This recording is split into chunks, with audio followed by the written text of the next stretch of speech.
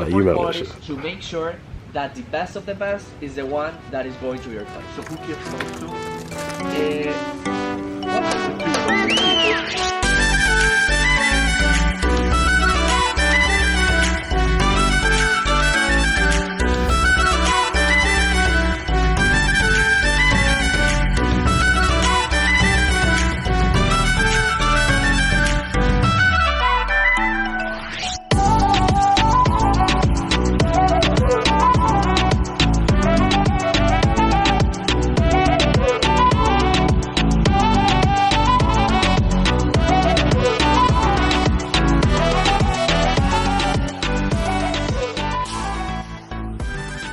What's going on, guys? It's your boy, it's Gyley. Today we're going on a coffee tour farm. See what I did there?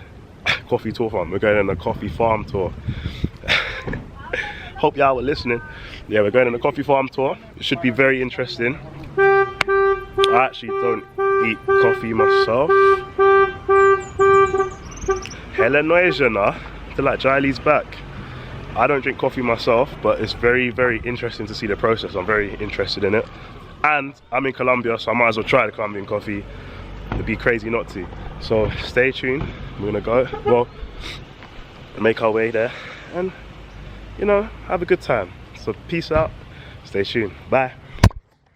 Colombia coffee tour. For today we have like 3 main objectives for you, okay? So the first one that we have is for you to have fun, okay? To enjoy the morning with us, to have fun, to enjoy the whole walking part. You know, it's making a nice weather, so today the day is on your side. So for today, to have fun and enjoy the morning with us, okay? The second objective that we have is for you to learn a lot, okay? Hello. Hola.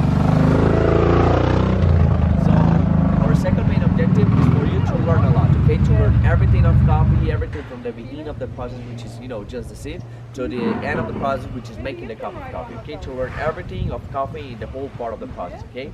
And the last one is for you, and this is the most important one, to know why Colombian coffee is the best one in the world, okay?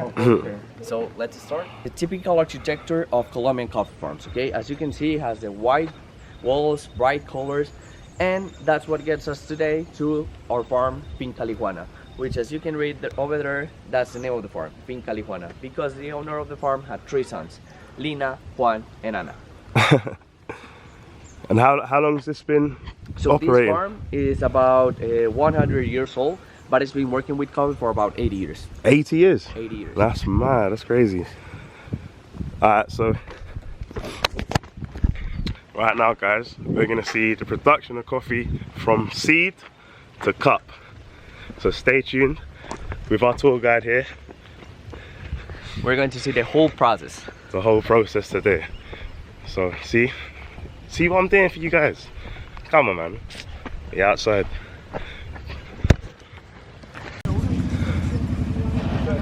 So a lot of people usually don't know what plantain is. What? Plantain. Plantain. Plantain. So it's from the same family of bananas. It's like the cousin of bananas. Here it's called plátano. And you can get it a green plantain like that one, or a yellow plantain, which is more sweet. It's tin.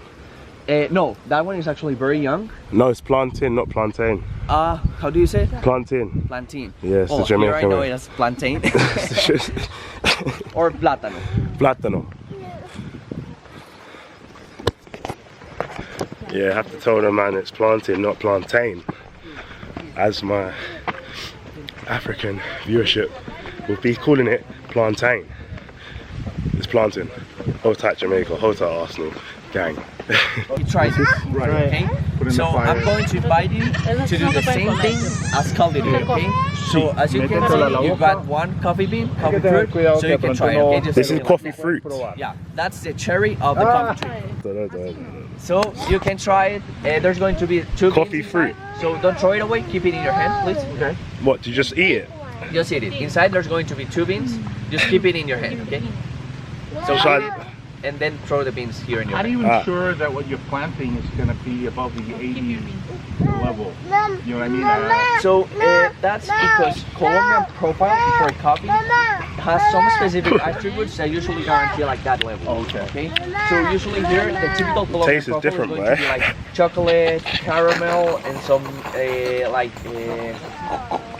some like specific fruits, Hey. like an acidity of like orange. for No, example. wait, hold on, That's a wait, hold typical on. Colombian product. So now you have your seeds on your hand, right?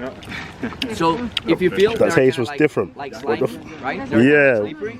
That's the mucilage of coffee, okay? That's the part of the coffee bean which has the most amount of antioxidants, okay? Oh, mad. And I'm going to explain you what coffee is, okay? So if you take a look, you're going to see that it has like a line in the middle. Maybe if you flip it, it's going to have a line on the middle, right?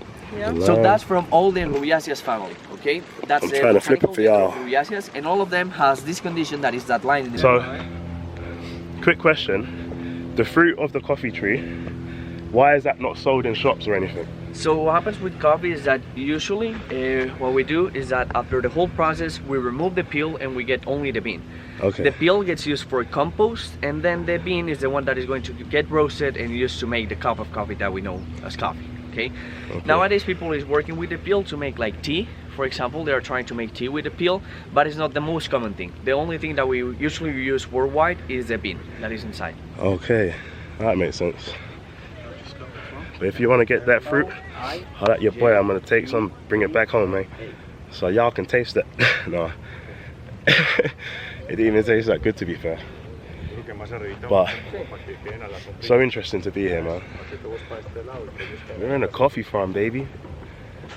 You're seeing right here is Café Uno. That's the name of the first variety, or the latest variety that Café, the research center, has shown to the market. Okay, Café Uno, that's the name of it. So after the 6 months, when coffee gets about this tall and is ready to be placed here, we come over here and we open a hole that is about 1 foot wide and 1 foot deep, okay? And we place the coffee tree, like these ones. These ones that you're seeing right here are younger coffee trees. These ones are probably like 5 months, like 7 to 8, 9 months, okay? So we place them here and then they're ready to grow, okay? We just add some ground rocks to give like nutrients back to the soil, and then it's ready to start growing. But we still need to wait another year to get the first coffee fruit. So in total, the whole process takes about 1.5 years to get from the beginning of the process until we get the first coffee fruit, until we pick it, okay? So these trees that you're seeing right here are about like 3.5, maybe up to 4 years old, okay? So take a look at them and tell me, do you see that they are perfect or do you see that they have damages? You see that they are perfect?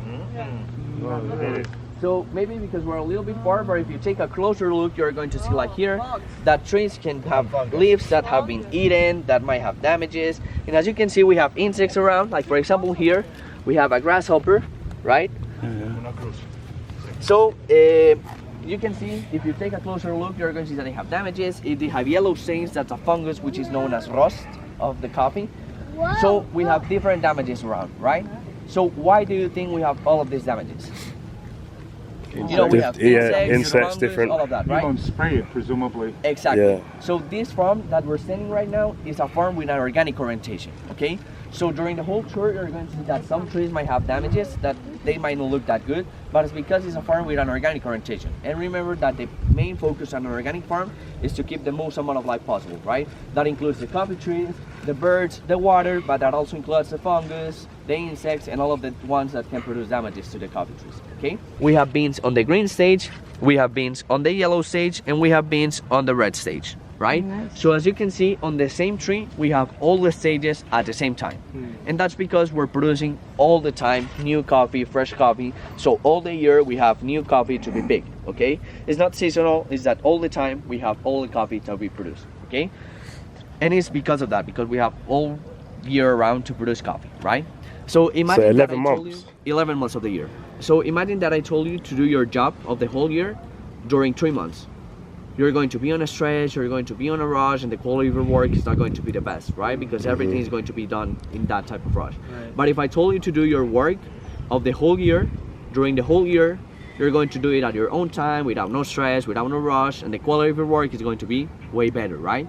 So the same thing happens with coffee. If the coffee tree has only 3 months to produce coffee, it's going to be done in a rush, in a stress, and the quality is not going to be the best at the end. But if you have 11 months of the year to produce coffee, they're going to do it at their own time, so the quality overall is going to be the best, okay? So- and it's because Countries like Brazil, they only have 3 months. 3 months to produce coffee. Okay. So what happens is that they don't produce less than us. They produce the same amount and sometimes they can produce even more than us. The difference is in which time we produce it, okay? But how can they produce more within 3 months and then you produce because less what happens within 11 is months? that they can produce the same amount that this coffee tree produces in a year, but in only in 3 months, because the coffee tree is going to be all around in the same stage.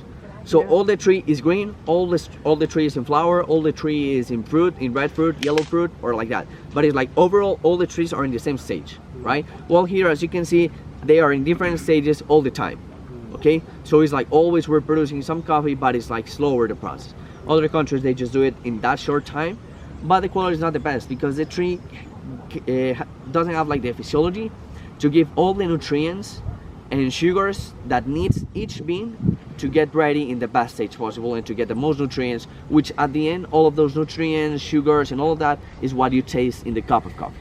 Okay, so more nutrients, more sugars, and all of that usually means better tasting cup.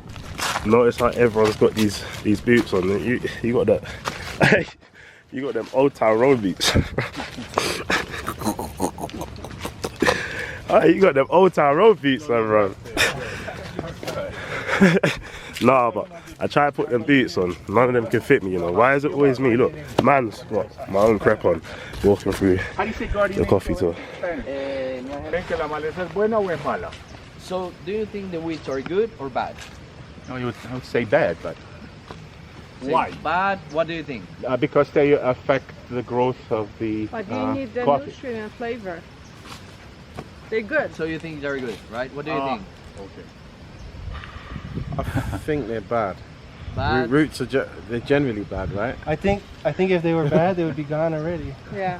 What do you think? It's The same probably way you just said. Probably the answer is it depends. Good answer. Ok, primero detallen las malezas, detallen las flores de la maleza y detallen la cantidad de insectos que hay dentro. So first, before we answer the question, take a look at the weeds. Take a look at everything that you see around. If you want to, you can move them so you can see the things that can jump, fly around. No, not like it.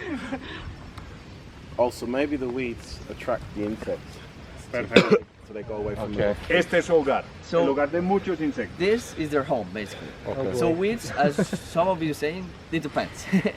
Or they are good, but up to a certain point, okay? So what happens is that, as you can see in the weeds, we have lots of different flowers, right? All around. And in the weeds, as he was moving, you can see lots of insects that jump around, okay? So in the weeds, they live 3 types of insects, okay? The first one are the pollinizers, which are really good for the farm because they pollinize the flower of the weeds, but they also help to pollinize the flowers of the coffee tree, so they are really good. There's a second group which eats basically the leaves of the coffee tree, so they are bad for the farm. But there's a third group who eats the second group, right? So as you can see, nature by itself has like this balance of trying to keep everything working together. So weeds are good by mostly due to the pollinizers, but they are good up to a certain point, okay? If you take a look over there, you can see the weeds that are very tall. That is because they can start covering the coffee trees, okay? And remember that depending on the amount of sunlight that they get is the amount of coffee that they produce. Yeah. So if the weeds grow that much, they start to produce shadow for the trees, so that means that they're going to be producing less coffee. So that's why we have to cut them, but remember that here we don't burn them. Oh, be careful. So do you have to cut them daily? So this one we have to cut them almost like That's monthly because Okay. that one grows very tall. But the other weeds we can leave them for longer, let's say like 3 months, okay? So what happened with those weeds is that they have different insects, and as you can see, they do a good job. So we don't burn them because if we burn them, they die, and they no longer, let's say, grow again, right? But if we cut them, they are going to grow again, and we can repeat the process, okay? And the cool thing is that here in the country, we have a bee, which is known as Angelita, and that bee doesn't have a sting, and that bee is only from here, from the country. So I think you can actually see them around there, but it's a really small bee. It doesn't have a sting, and it still produces honey and still does the whole pollinizing process. So they are really good for the farm. Come to a tree like this one, you're going to pick the red ones, right? Because they have more nutrients, more sugars, they are going to taste better overall. And it's because the green ones can have up to 4.5% in caffeine. Okay, remember, the red ones can have 1.2% of caffeine. The green ones can have up to 4.5% of caffeine in the green stage, okay? In Arabica, only in the Arabica species. So what happens with coffee is that it starts with lots of caffeine, and as it becomes, let's say, more mature, it loses caffeine, but it earns sugars, okay? So those sugars and nutrients that it gets is the true, real, enjoyable flavor of coffee, okay? So this happens in Arabica. So in this country, everything is done by hand, everything. So when you come to a tree like this one, that allows you to choose which ones to pick, right? And as you were saying, you pick the red ones only, not the green ones, because that means that they are not ready. So when a coffee picker comes here, he's going to grab the red ones, right? The green ones is going to stay there, and the yellow ones also. So when he comes back, the yellow ones are not going to be red, okay? So that's what happens here in the country. Everything is done by hand. In other countries, like for example Brazil, they work with mechanical hands that get into the tree. As you can see in the picture, they get into the tree, they shake the tree, and all the beans fall at the same time. Well, big man, sorry to interrupt you and cut you off here. So the more caffeine the bean has in the coffee, the less tasty it would be. Yeah, more caffeine means more bitterness and less flavors. Okay. And less flavors also, because it has less sugars and less nutrients. Look at the picture. That's how it works in countries like Brazil. So they come here with machines, with mechanical hands. They get into the tree, shake it, and all the beans are going to fall together. And the result is going to be this one, as he can show you. You can see the collection is more of red, yellow, green ones mixed together. So it's more of like a yellowish collection, right? Not only red. So we're just seeing like the whole production from the beginning of the process, which is placing the seed until you pick it up, right? Now we're going to see the other part of the tour, which is known as beneficio, or like the benefit process, which is what you do with the beans after you pick them up in this stage. Okay. So we get the first one, which is exportation quality, which is this one over here, okay? So you can grab it, you can feel the weight of it. This one was washed really recently, so it's going to be watery, okay? But this is the exportation quality, okay? This one was washed today, so we wanted to dry it here between 7 to 14 days, okay? This is exportation quality, this is the first one. Then we get clean current, which is that small corner over there. Then we get dirty current, which is goes after that, which I don't think we have samples right now. O sea, hay corriente sucia. Sí, mira, la punta al lado de allí, la punta. Dirty current, which is the one on the right side, on that corner, as you can see. Dirty current. And then we get the worst of the worst, which is this one over here, which is known as pasilla, okay? So you can grab it, you can feel the weight of it. As you can see, it's very light. Yeah. Okay? That's pasilla, which is the worst of the worst, okay? So, what do you think we use pasilla for? Fertilizer. Not fertilizer. Ojalá. We hope. For blends, No. Not blends. We usually don't mix the good quality. Try to guess. And food for some animal? No. This is what we Moisture. drink here in Colombia. Oh no! Wait, what? Okay? Wait, you drink the bad? The bad. So exportation quality, as its name says, gets used for exportation. Pasilla is the one that we drink here in the country. Wait, so you like... There was this law up to 1989, which was known as Ley Pasilla, okay? And the law said, basically by law, that exportation quality couldn't be sold inside the country, okay? It had to be sold abroad. So what big companies decided to do is, okay, we sell exportation quality abroad, and we keep the bad quality for here for the country, okay? You get stuck with that, huh? It created a culture of people drinking bad quality of coffee, right? Yeah. And nowadays, Colombian people don't even know that there are 4 different qualities of coffee. So people comes here, and if you ask somebody from Colombia, if you ask somebody from Colombia, if we have the best coffee in the world, they're going to say, yeah, sure, we have the best coffee in the world, right? But the one that they're drinking is this one, which is the worst. Sell to Dunkin' Donuts. But anyway. so when we drink coffee here now, we're drinking that stuff. That stuff, yeah. So it depends, okay? Up to 1999, for sure, you will be drinking that stuff.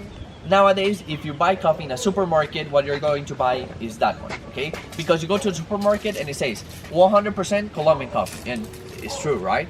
100% Arabica coffee, and it's also true. But what they don't tell you everyone's getting is Gynos. that it's this quality, okay? Everyone so you is need to actually know where to getting look Gynos. for. That's If mad. you buy coffee in the supermarket, it's 100% sure going to be this quality most of the time. And the price says a lot. Like half a pound of that coffee costs like 2,000 Colombian pesos, which is like 50 cents in US dollars, right? It's very cheap. So you need to know where to look for it, okay? But if you go to those specialty good level of coffee shops, you can buy a specialty coffee, which is this exportation quality. Okay? Oh, The you first know quality that is to make sure that the best of the best is the one that is going to your country. So who gives those two? What? The two, because the two, those. So they first go to the second floor, they weight the coffee to know how much they pick, and then after they weigh it, they throw it into a bucket that is going to fall here into this machine. Beans are going to fall to the bucket on the other side, and the peel is going to go through this and is going to fall here to this part, okay? So when you're ready, just let us know when Paulo starts on the machine. Are you ready? Already. So show up there. All of them are going to fall over there, and the peel, as you can see, is going to fall here.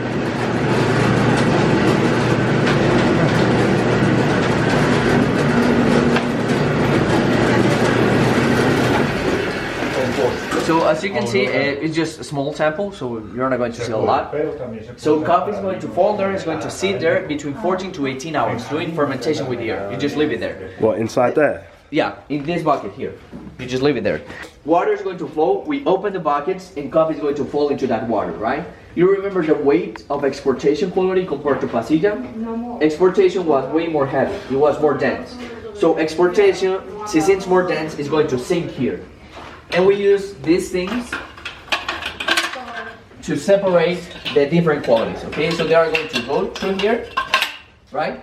So exportation quality is going to sit here because it's more dense, it's more heavy. Next goes clean current, then goes dirty current, and since pasilla is so light, it's going to float with the water, and it's going to flow directly to Colombian consumption. So this is how we Getting get, ginnels. using this high Raw, technology tool, paddle boat, you know. we're going to wash the coffee, okay? So we remove that slimy cover from the beginning because that's the part that's doing the fermentation. So we have lots of bacteria, lots of different stuff, so we have to wash it. So we remove it, and then after we remove it, we use these buckets with holes on the bottom. So we grab the beans, drain the water, and send them to dry over there. Look who I see at the coffee farm, guys. Hello, doggy. Hello. Raw. Good doggy.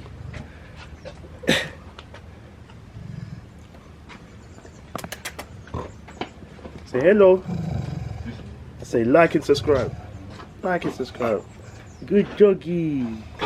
Yeah, dog's vexed with me, boy. Come then. Come. Hello. Hello. Come. Come on. You don't want to play.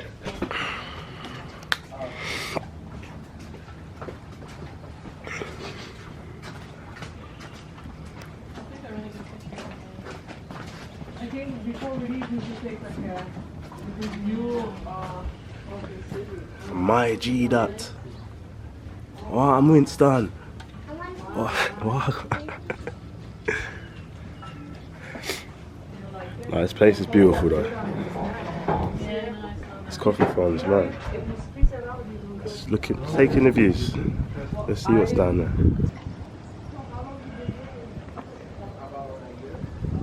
Ah, bueno, listo.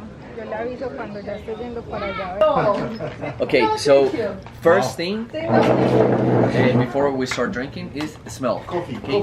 Like nowadays everything is so done like in a rush that the first thing we look for is to drink. Okay, that's not the idea. Okay, first smell. The smell is going to give you an overall idea of what you're going to drink. So first smell. And try to tell me what does it smell like. Coffee is not an answer, okay? Don't make me laugh. I don't. Fruity. Fruity, Yeah. a little bit. Yeah, it tastes fruity, yeah. Do you feel some sweetness maybe? No, but A little Yeah, bit. it smells really fruity. So it has no sugar? It doesn't have sugar. Okay. and no cream. We're going to try black Cheers. coffee, okay? Without any sugars or anything like that. When you Okay. drink good quality, you should always try it without anything added to it, okay? So now you can start drinking, okay? So the first 2 to 3 sips are not going to be the real flavor. Then after those 2 to 3 sips comes the general flavor, okay? Which is like the first idea that you get about the drink. After 2 sips. After 2 to 3 sips, because see in the this, beginning guys. your mouth is still getting used to the drink, Not bitter at all. okay? Where's mine? So try it. Where's mine? And after the 2 to 3 sips, it's like you don't need to be an expert to know if a coffee is good or bad, right? If you like it, it's a good coffee. If you don't like On it at my all, lip, that's you a know. bad coffee. Yeah. Okay.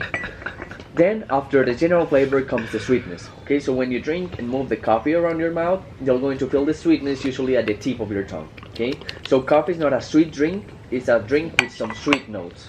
Okay. Chef's kiss. So you try it, and what do you think? This coffee needs sugar, or is it good like that? No, a little bit of sugar. Because it's a bit bitter. Very little. So Just in a little bit. you think you would add sugar to it? Just Yeah. a little bit. No? Not me. A little bit of cream to it. Okay, so what happens is that nowadays we're so used to drinking, let's say, bad quality of coffee, that they gave us this idea that we need to add stuff to our drinks, right? So when you work with bad quality of coffee, you need to add different things to it, so you can make sure that it tastes good enough, right? So that's why nowadays people drink a lot of coffee with sugar, with milk, with cream, with all of that stuff, right? But when it's a good coffee, you should always try it without anything, black coffee. And then after you drink that black coffee, you can add stuff to it if you enjoy it more, okay? So for example, there's nothing wrong if you like your coffee with milk, that's perfect. But at least make sure that you can enjoy that coffee burned my without lip, you anything. know. It's still, Okay. it's still hot, you know. If you drink coffee and you need to add stuff to it to be able to enjoy it, that's a bad coffee that from the beginning you shouldn't be drinking, Burning, bro. okay? So after you know it's a good coffee, you can add stuff to it so you can make it even better, okay? So then after the sweetness comes the acidity, okay, which usually feel at the sides of your tongue, okay? Each people's tongues is different, so it's not always guaranteed going to be like that, but usually you feel it at the sides of your tongue, okay? So you drink it, you move the coffee around, and at the sides is the acidity, which is usually the joy of the drink. So the acidity is one of the things that people pays the most for in coffee. So for example, the most expensive coffee, which is the Geisha from Panama, has lots of acidity, okay? And that's a coffee that is very expensive because of that. And for example, the Asian market, like the average price is more expensive than usual coffee that you find everywhere else, because their coffee tends to be more expensive just because they like their coffee with higher acidity, because they want their coffee to taste more like a tea, right? They want their coffee to taste more like what they are so used to drinking, okay? For example, in Indonesia, there's a country which is there's a coffee which is known as kopi luwak, which is also very expensive because how it's made, but it's basically a raccoon poop in other words. Well, one, I'd like to say thank you for the tour today. Yeah, thank you. This is Gracias. just the half. We're still missing another part of the tour. Oh, wow. Oh, wow. Oh, so Because we have seen the whole process of growing the seed until you pick it up, what you do with it, but we haven't seen the roasting process and how to make the cup of coffee. So from here, Oh, that's the coffee. the coffee. And after here, we go to a coffee shop in the city around El Poblado, which I think is close to where you're staying, I guess. And we're going to see the roasting process, and we're going to see how to make a good cup of coffee. stay tuned.